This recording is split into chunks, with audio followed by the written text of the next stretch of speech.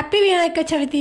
ఈ వీడియో చూసేటప్పటికి ఆల్రెడీ మీకు వినాయక చవితి కంప్లీట్ అయిపోయే ఉంటుంది, ఎందుకంటే నేను ఇది వినాయక చవితి రోజే తీసా, కానీ నెక్స్ట్ డే అప్లోడ్ చేస్తున్నాను కాబట్టి మీకు ఆల్రెడీ వినాయక చవితి కంప్లీట్ అయిపోయి ఉంటుంది. ఎలా చేసుకున్నారు మరి అందరూ? పండుగని బాగా సెలబ్రేట్ చేసుకున్నారా? నేనైతే ఇలా చేసుకున్నా. ఫస్ట్ గా ముందుగా లేచి తలస్నానం చేసేసుకొని మంచిగా గుమ్మాలకి ముగ్గు పెట్టేసి ఇక వంట అయితే స్టార్ట్ చేసేసాను. పరమన్నం అలానే పులిహోర ఇంకా ఉండ్రాలు చేస్తున్నాను ఈ రోజు అయితే. ఇంకా ఎక్కువ ఏం చేయట్లేదు, బాబుతో చేయడం కూడా కష్టమే. వినాయక చవితికి మెయిన్ కావాల్సింది ఉండ్రాలే కదా, అవైతే చేసేస్తున్నా. ఇదే ఫస్ట్ టైం నేను చేయడం, ఎలా వస్తాయో ఏంటో చూడాలి.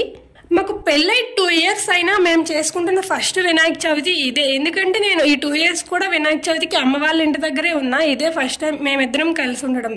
సో మాకు తెలిసినట్లయితే వినాయక చవితి చేసుకుంటున్నాం. ఏమైనా తప్పు ఒప్పులు ఉంటే ఆ వినాయక స్వామి క్షమించేస్తారులే. ఇక్కడ మావారైతే బెల్లం తీసిస్తున్నారనమాట. ఇది ఎంత తీస్తున్నా రావట్లేదు, సో హెల్ప్ చేస్తున్నారు. ఇంకా గుమ్మాలకైతే మామిడాకులు అవి పెట్టిస్తున్నాం.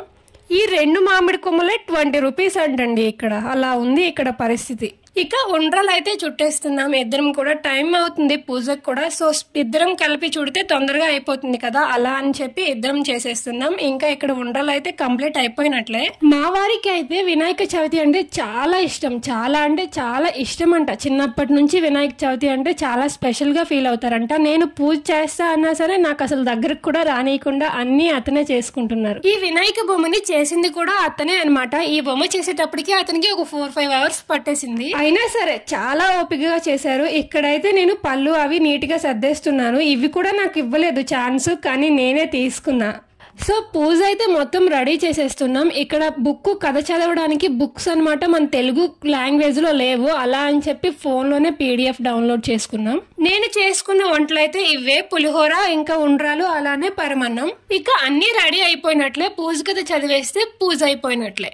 అవును, ఇంతకీ మీ అందరికీ తెలుసా వినాయక చవితి ఎందుకు చేసుకుంటారో? ఎవరికైనా ఇంకా తెలియకపోతే చాలా షార్ట్ కట్ లో స్టోరీ చెప్పేస్తాను, వినేయండి. శివుడు ఇంటి నుంచి బయటికి వెళ్ళాక పార్వతీదేవి స్నానానికి వెళ్తుంది. అప్పుడు నందికి చెప్తుంది, ఎవరైనా ఇంటి లోపలికి వస్తే రానియొద్దు, నేను స్నానం చేసేంత వరకు అని చెప్పి స్నానానికి అయితే బయలుదేరుతుంది పార్వతి.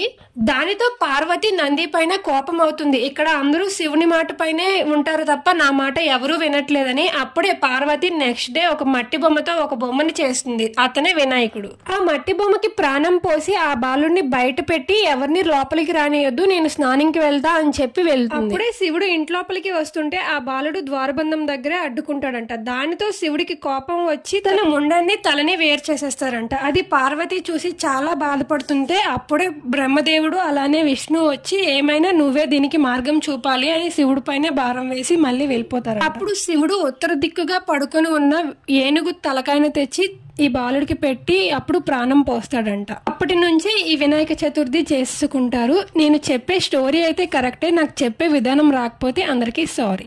వినాయక చవితి రోజు 9 రోజులు కానీ 7 రోజులు కానీ 3 రోజులు కానీ 11 రోజులు కానీ ఇలా ఉంచాక నిమజ్జనం చేస్తారు కదా. ఇలా ఎందుకు చేస్తారో మీలో ఎవరికైనా తెలుసా? తెలిస్తే కామెంట్ చేయండి. ఎవరికైనా తెలియదు అంటే నేను కామెంట్ బాక్స్ లో చెప్తా, అది కూడా కామెంట్ చేయండి తెలియకపోతే.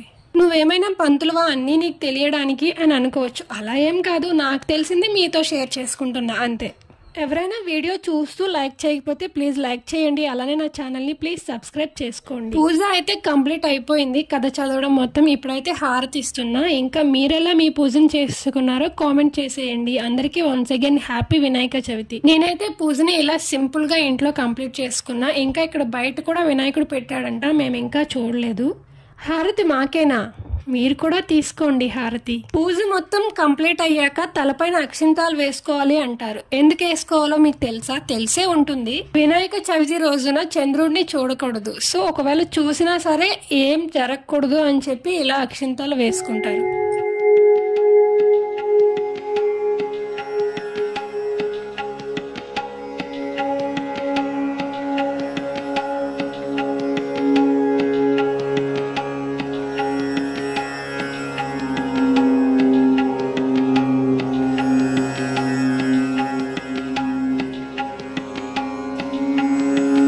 పూజనైతే మీరు చూసారు కదా, మీకు ఎలా అనిపించిందో కామెంట్ చేయండి. అలానే మీరు ఎలా చేసుకున్నారో కూడా కామెంట్ చేసేయండి. సరే, బాయ్ బాయ్.